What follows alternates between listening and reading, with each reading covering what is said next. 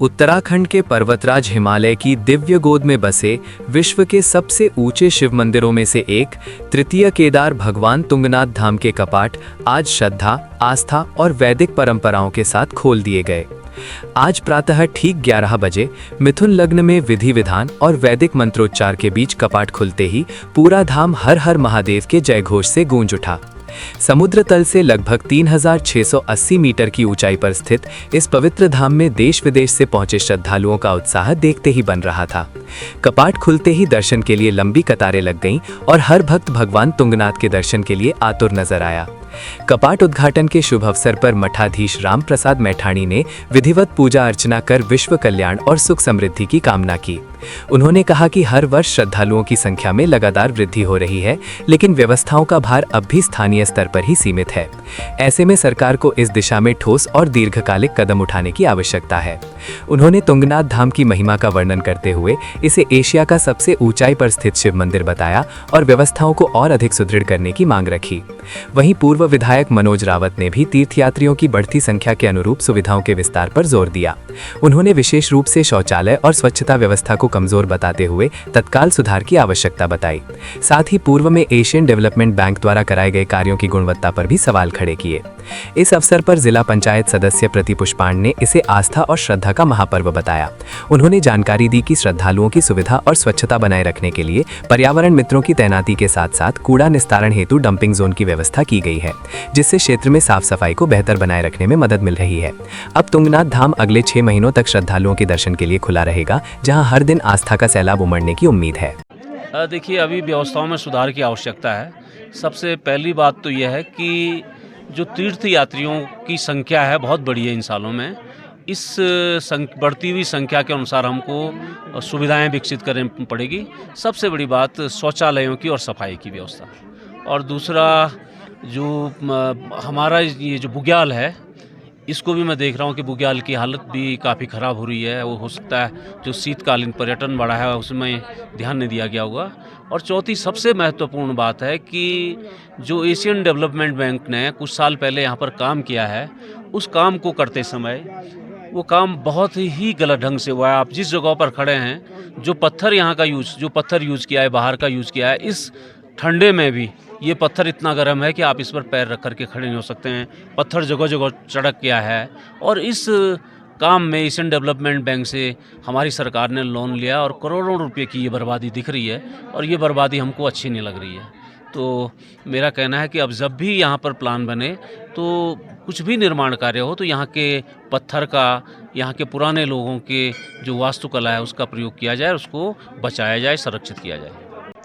आज का दिन अत्यंत पावन, भक्ति और श्रद्धा से परिपूर्ण है। यहाँ पर देश विदेशों से सभी श्रद्धालु जो हैं यहाँ पे पहुँचे हुए हैं।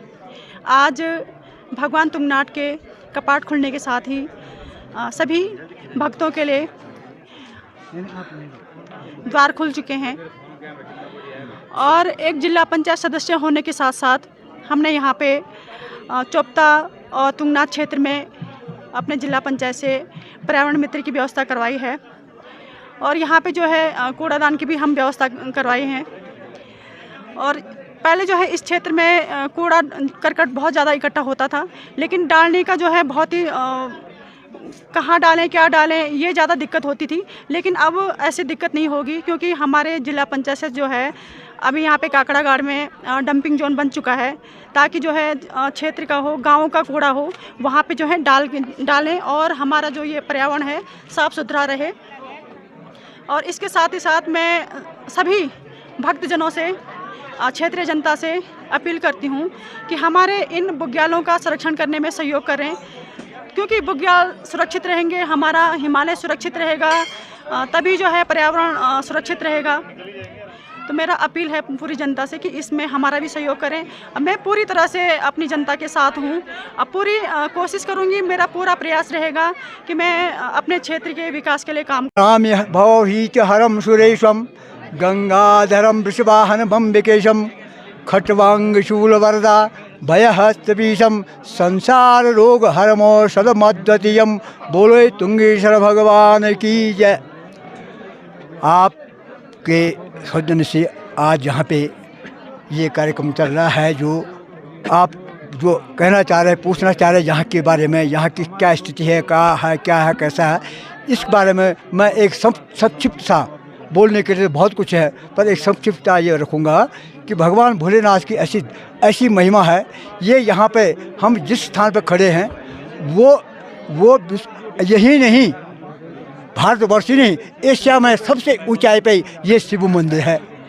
और इस मंदिर की इतनी विशेषता है, यहाँ पे भगवान के हृदय और भुजाओं की पूजा है, और ये इतनी ऊंचाई पे है कि दूसरा कहीं कोई मंदिर इसके बराबर पे नहीं है। तो ये भगवान की इतनी महिमा है। ये जो है 12 ज्योतिर्लिंगों में जो केदारनाथ के हैं, उनके 5 अंग हैं जो ये पंच केदार कहलाए। इनमें लगातार यात्रियों की और पर्यटकों की भीड़ बहुत ज़्यादा आ रही है। तो ये व्यवस्था के लिए मैं सरकार, प्रशासन और मंदिर समिति से भी आग्रह करूंगा कि इतनी बड़ी भीड़ के लिए इतना कुछ होने के बावजूद यहाँ पे कोई व्यवस्था नहीं है।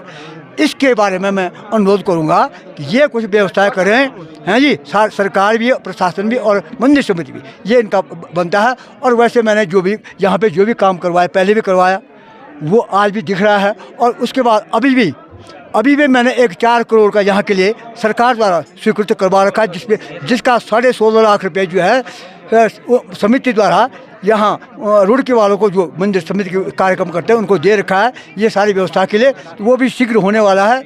नीचे मंदिर गद्दी स्थल मर्कटेश्वर मंदिर का कार्यक्रम भी जो है लगातार तेजी पे है। वहाँ का भी एस्टिमेट बन गया। बैठक में जो है बजट बैठक में इसका स्वीकृत हो गया, पास हो गया, और ये भी कार्यक्रम चल रहा है। यहाँ पे भी 2-3 छोटे मोटे कार्यक्रम वो भी होने लग रहे हैं। मैंने जो भी मेरे से बन पाता है, मैंने पूरी कोशिश की। DM, SDM, DFO वगैरह सबसे मैं वार्ता करता रहता हूँ। तो पर सभी से आग्रह मेरा कि इन मंदिरों के रखरखाव के लिए, और शासन से भी बहुत आग्रह करूंगा कि बशर्ते उनका कार्यक्रम रखा हुआ कि भाई ये मंदिरों का ढांचा हम ठीक करेंगे। पर मेरा फिर भी पुनः आग्रह है कि इन मंदिरों के अपनी धर्म संस्कृति को सुरक्षित रखने के लिए, बचाने के लिए आप भी सभी लोगों को ये है आग्रह है कि इस पे सब लोग मिलजुल के इन धामों की सुरक्षा और पवित्रता बनाए रखें। हमारी महिमा, हमारा यहाँ का कल्चर, हमारा जो भी है यहाँ का सिस्टम, उसको बनाने में सभी लोगों के सहयोग की अपेक्षा करता हूँ। धन्यवाद।